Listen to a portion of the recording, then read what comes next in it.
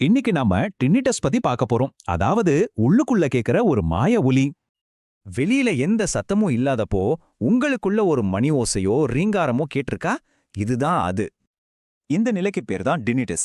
இது ஒரு நோய் கிடையாது, ஆனா ஒரு பிரச்சனையோட அறிகுறி. இது ரொம்பவே சகஜம். கிட்டத்தட்ட 10-15% மக்களை இது பாதிக்குது. நிறைய பேர் இதை பொருட்படுத்துறதில்ல, ஆனா 1-2% மக்களுக்கு இது ரொம்ப பெரிய பிரச்சனையா இருக்கு. சரி, வாங்க இந்த சத்தத்துக்கு பின்னால என்ன இருக்குன்னு ஆழமா பார்க்கலாம். முக்கியமா நம்ம தெரிஞ்சுக்க வேண்டியது என்னன்னா, டினிட்டஸ்ல 2 முக்கிய வகை இருக்கு.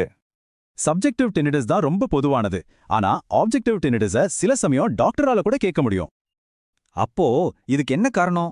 அதிக சத்தம் கேட்கறதுனாலயோ இல்ல வயசானாலோ வர்ற காது கேளாமை தான் முக்கிய காரணம். ஆனா இது வெறும் காது சம்பந்தப்பட்ட விஷயம் மட்டும் இல்ல, நம்ம மூளையும் இதுல ஒரு பெரிய பங்கு வகிக்குது. காது கேளாமை ஏற்படும்போது மூளை அந்த இழப்பை ஈடு செய்ய முயற்சி செய்யுது. அதனால ஒரு மாய ஒலி உருவாகுது. இந்த செயல்பாட்டுக்கு பேர் தான் நியூரோபிளாஸ்டிசிட்டி. ஆனா இங்க இது ஒரு தவறான எதிர்வினையா மாறிடுது. காது கேளாமை ஒரு முக்கிய காரணனாலும் டினிட்டஸ் வர்றதுக்கு வேற பல காரணங்களும் இருக்கு. ஒரு இன்ட்ரெஸ்டிங்கான விஷயம் என்னன்னா, டினிட்டஸோட தாக்கம் அந்த சத்தத்துல மட்டும் இல்ல.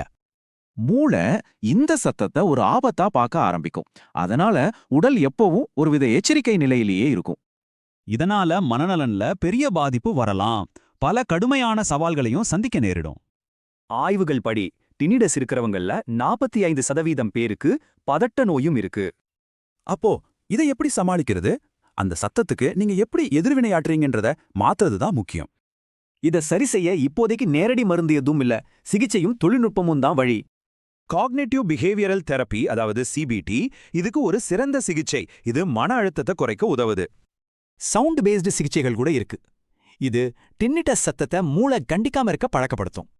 அறிகுறிகளை சமாளிக்க இப்ப புது புது டெக்னாலஜியும் வந்துகிட்டு இருக்கு. பைமாடல் நியூரோமாடுலேஷன் ஒரு புது நம்பிக்கை தருது. இது ஒலி மற்றும் தொடு உணர்வை ஒன்னா பயன்படுத்துது. இந்த கருவிகள் மூளைக்கு பயிற்சி கொடுத்து அந்த டின்னிட்டஸ் சத்தத்தை புறக்கணிக்க வைக்குது. மூளையை நாம இன்னும் நல்லா புரிஞ்சுக்கும் போது இந்த மாய சத்தத்துல இருந்து முழுமையான நிவாரணம் கிடைக்க வாய்ப்பு இருக்கு.